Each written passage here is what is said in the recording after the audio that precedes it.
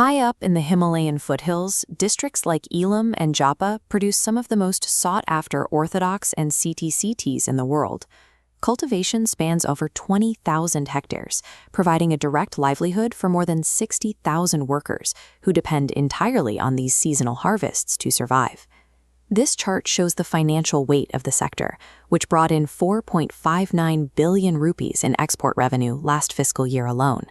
For Nepal, tea is a foundational pillar of the rural economy and a critical source of foreign exchange. Look at the map of South Asia. Nepal is completely landlocked, wedged between the massive economies of India and China. Due to this geography, Nepal's tea flows straight south. India acts as the primary customer and exclusive transit corridor to global markets.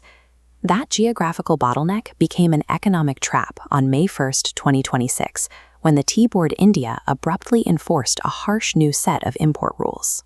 You can see the physical result right here at the Kakarvita customs checkpoint. Cargo trucks are parked in long lines, entirely unable to move forward. An entire national industry has been paralyzed by a single neighbor's administrative paperwork. The new standard operating procedure mandates that every single tea consignment crossing the border must now undergo strict laboratory testing. This cascading ledger shows the immediate financial friction. Traders are hit with an application fee of over 11,000 Indian rupees, plus GST, for every sample tested, and that multiplies fast.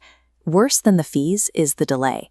Samples are sent to a central lab in Kolkata, and exporters wait up to 14 days for the results, while their inventory sits quarantined in warehouses. This pie chart shows an additional hurdle. If the tea is meant to be re-exported out of India, the rules demand a strict 50% value addition before it can leave the country. These procedures are a prohibitive tax on time and money, designed specifically to suffocate cross-border trade. A 2-week delay at the border means fresh tea risks spoilage. For exporters, missing international delivery deadlines leads directly to canceled contracts. That financial shock travels upstream. When finished tea sits idle in warehouses, processors run out of working capital and are forced to stop buying fresh green leaves. The heaviest blow lands at the bottom of the supply chain. Small farmers face financial ruin as the price for their green leaves plummets to just 25 to 35 rupees per kilogram.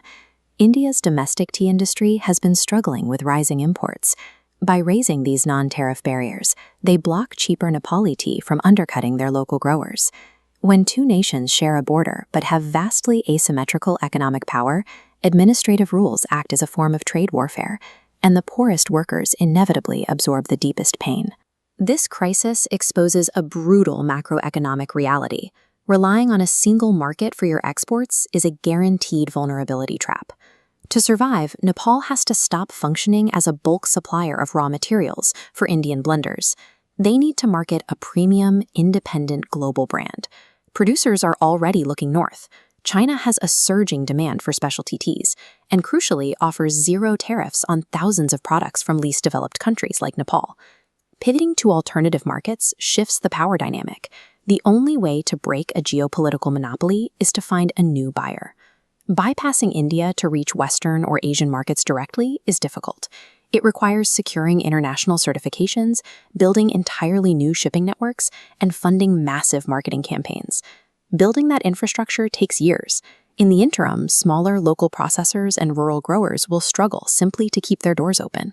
But this border friction is forcing the industry to restructure. Without the Indian corridor, the old way of doing business is effectively over.